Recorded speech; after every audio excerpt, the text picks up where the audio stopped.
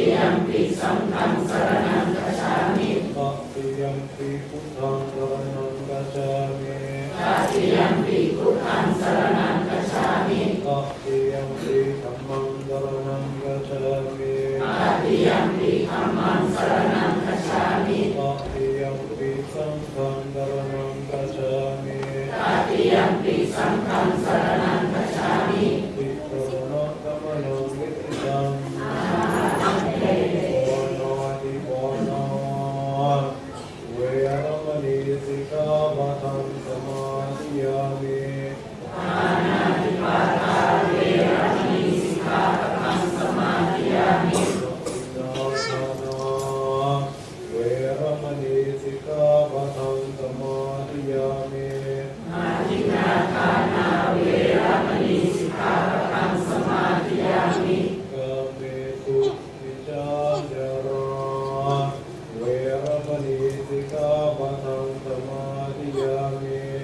กาเมสุวิชฌาจาราเวรมณีสิกขาปะทังสมาธิยามิมุสาวาทาเวรมณีสิกขาปะทังสมาธิยามิ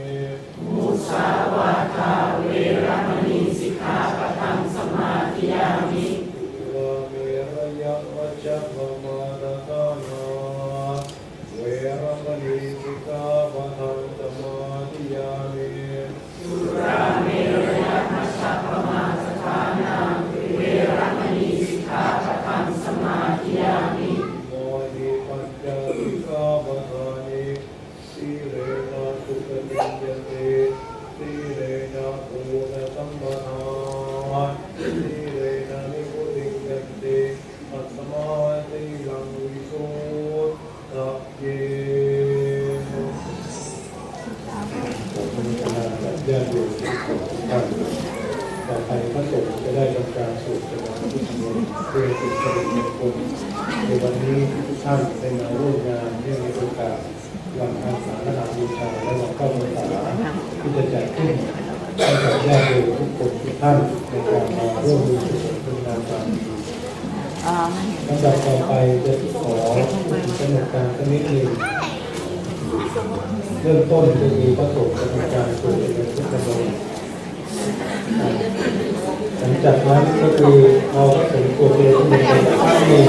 ให้ญาติโยมคนทุกท่านทำบุญตักบาตรบริเวณด้านนอกนะมีบาตรของพระสงฆ์ทั้ง5 รูปให้ญาติโยมได้ตักข้าวนะหรือว่าของแห้งก็ตามบริเวณด้านหน้าศาลาอุโบสถนะหลังจากที่ตักบาตรจะเสร็จเรียบร้อยแล้วขอให้โยมที่เป็นเจ้าหน้าที่ที่ดูแลบาตรพระให้ช่วยนำข้าวที่อยู่ในบาตรของพระเอาออกไปพอสมควรคิดว่าให้ได้ปริมาณเท่าที่แบบพระท่านพอเป็นฉันนะไม่มากเกินไปไม่น้อยเกินไปนะฝากโยมที่เป็นเจ้าที่ดูแลบาตรพระดูแลหน้าแม่ด้วยหลังจากนั้นมาก็นำบาตรมาถวายให้แก่พระสงฆ์หลังจากที่นำบาตรมาถวายแก่พระสงฆ์แล้วพระสงฆ์ทั้ง5 รูปจะออกไปรับอาหารคาวหวานของญาติโยมบริเวณเต็นท์ด้านนอกใครที่มีโอกาสในการที่จะอยู่บริเวณนั้นคงเราทุกคนก็คงเป็นไปไม่ได้จะแน่นเกินไปนะก็ตักอาหารทุกอย่างที่อยู่บนโต๊ะทุกคนที่มาร่วมนำอาหารมาถือว่าได้บุญครบถ้วนทุกคนเราก็ได้ตักเองก็ตามถึงจะมีบางคนบางท่านตักให้เราแล้วก็ถือว่าได้บุญร่วมกันหลังจากพระสงฆ์ทั้ง5 รูปรับพัฒอาหารคาวหวานที่ญาติโยมใส่ในบาตรของท่านเรียบร้อยท่านก็จะมารับฉันพัฒอาหารที่ในพระอุโบสถหลังจากนั้นให้ญาติโยมทุกคนทุกท่านร่วมรับประทานอาหารพร้อมเพรียงกันเวลาประมาณเที่ยง15 นาทีให้ญาติโยมนะถ้าเสร็จนะถ้าไม่เสร็จก็ประมาณเที่ยงครึ่งให้ญาติโยมทุกท่านเข้ามาในพระอุโบสถครั้งหนึ่งนะเพื่อจะทำพิธีในการกล่าวคำถวายทอดผ้าป่าสามัคคีในวันอาสาฬหบูชาและวันเข้าพรรษาหลังจากนั้น ก็จะมีการแสดงก็ทำเวลาในการแสดงทางถัดอาทิตย์ถัดไปก็คือวันอาทิตย์ที่ 16 ตุลาคมอันนี้คงจะพร้อมกันทุกวัดและทั่วโลกต้องพูดอย่างนี้ก็คือเป็นวันที่15 ค่ำเดือน 11 คือวันออกพรรษาปีนี้วันออกพรรษาตรงกับวันอาทิตย์พอดีฉะนั้นแล้วทุกวัดทุกที่คงจะต้องจัดงานพร้อมกันนะก็ให้ญาติโยมทราบหลังจากออกพรรษาแล้วอาทิตย์ถัดไปวันอาทิตย์ที่ 23 ตุลาคมตรงกับวันปิยมหาราชที่วัดธรรมรังสีปีนี้พิเศษมากนะแล้วก็ตั้งใจมานานมีกำลังจากแรงศรัทธาของญาติโยมทุกคนทุกท่านจะทำการทอดกฐินในวันอาทิตย์ที่ 23 ตุลาคมนะปีนี้ก็บอกกราบญาติโยมทุกคนทุกท่านนะซึ่งเป็นครั้งแรกของวัดธรรมรังสีตั้งมา 32 ปีมีเจ้าวาดผ่านมาแล้ว2 รูปนะก็คือพระเดชพระคุณหลวงพ่อพระธรรมเจติยาจารย์เจ้าวาดวัดพระศรีมหาธาตุรูปปัจจุบันคือเป็นเจ้าวาดรูปแรกของวัดธรรมรังสีเจ้าวาดรูปที่ 2พระเดชพระคุณพระวิเทศธรรมยานผู้ช่วยเจ้าวาดวัดพระศรีมหาธาตุประธานคณะกรรมการวัดพุทธรังสีสแกนโม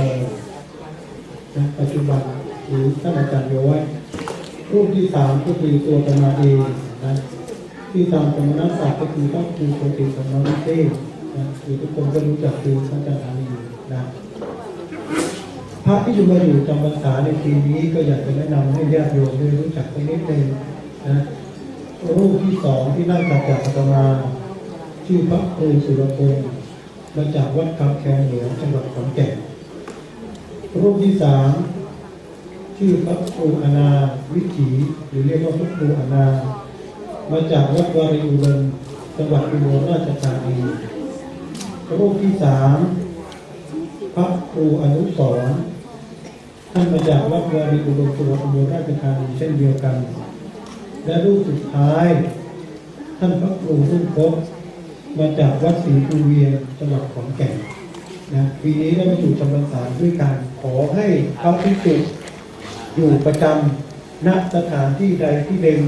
แล้วอธิษฐานจิตในการจะอยู่จำพรรษาตลอดไตรมาส 3 เดือนในอาวาสนั้นอันนี้เป็นสิ่งที่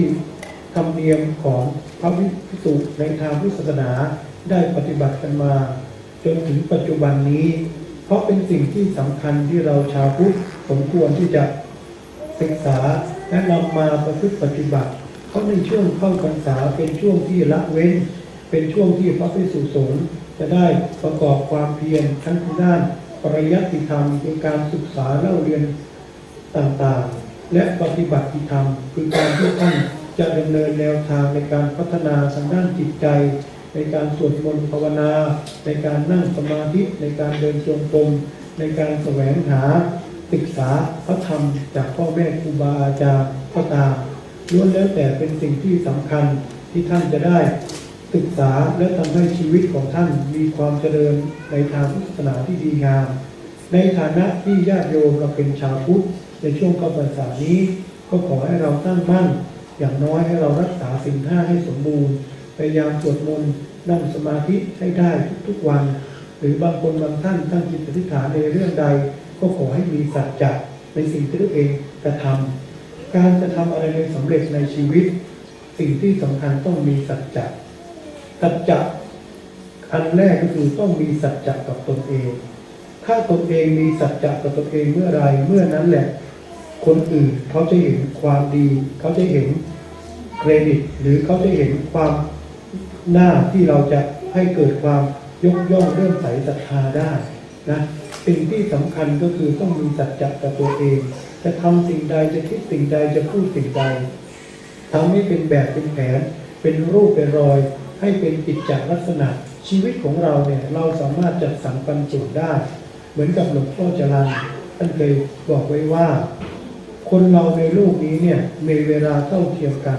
1 วันคือ24 ชั่วโมงแต่การจัดสรรปันส่วนในเรื่องคุณงามความดีในการสวดมนต์ภาวนานั้นแตกต่างกันถ้า ถ้าใครสามารถจัดคุณงามความดีสวดมนต์ภาวนาทำความดีให้กับตัวเองภายใน24 ชั่วโมงต่อ1 วันแต่ละช่วงแต่ละเวลาได้ถือว่าคุ้มค่าหรือในทางพุทธศาสนาท่านเรียกไว้ว่าเราไม่หายใจเปล่าเพราะวันคืนล่วงไปเนี่ยชีวิตของเราก็สามารถที่จะดำเนินแนวทางผ่านไปแต่การผ่านไปผ่านมาเนี่ยมันเป็นลักษณะที่เรียกว่าอะไรเราจะเหลืออยู่ในโลกนี้น้อยลงคนเราทุกคนไม่เกิน100 ปีเราจะต้องละและจากกันไปแต่สิ่งที่สำคัญคือคุณงามความดีที่เราจะต้องพยายามสะสมพยายามที่จะประพฤติปฏิบัติให้อยู่ในคุณงามความดีไว้มากๆพอถึงยามเจ็บไข้ได้ป่วยเราจะสามารถดึงคุณงามความดีของเรานั้นนำมาใช้ให้กับตัวเราเองได้ตอนที่เรานอนอยู่ที่โรงพยาบาลก็ดีหรือเจ็บไข้ได้ป่วยก็ดีตอนนั้นโยมมันเป็นสิ่งที่สำคัญของชีวิตมนุษย์มากคืออะไรกรรมที่เกิดในอดีตกรรมที่จะเกิดขึ้นในอนาคตหรือเรียกว่าอตีตารมณ์อารมณ์ที่เกิดขึ้นในอดีตอนาคตารมณ์อารมณ์ที่เกิดขึ้นในอนาคตแต่อารมณ์ที่เกิดขึ้นปัจจุบันเนี่ยถ้าเราไม่มีกรรมฐานรับรองคือไม่มีจิตใจที่เคยฝึกมาเลยในการสวดมนต์ภาวนาพอตอนที่เราเจ็บไข้พอตอนที่เรานอนหลับของต่างๆมันจะเวียนกลับมาหาเราทั้งนั้นให้โยมคอยสังเกตดูแต่สิ่งที่เราจะสามารถศึกษาและป้องกันได้ก็คือความดีต้องเก็บไว้บ่อยๆสะสมบ่อยๆคนโบราณก็ถึงมีธรรมเนียมที่ว่าพอใครเจ็บไข้ก็ถึงที่มนต์พระไปสวดเพื่อต้องการดึงคุณงามความดีดึงกุศลของผู้ที่เจ็บไข้เนี่ยให้อยู่ในอารมณ์ปัจจุบันแล้วให้พระนำพากุศลจิตที่เกิดขึ้นในขณะนั้นให้เขาได้หายเจ็บไข้ให้เขาได้มีกำลังใจในการที่จะต่อสู้โรคภัยไข้เจ็บแต่ทุกสิ่งเนี่ยต้องเริ่มต้นจากบุคคลคนนั้นก่อนถ้าบุคคลคนนั้นเคยมีคุณงามความดีมา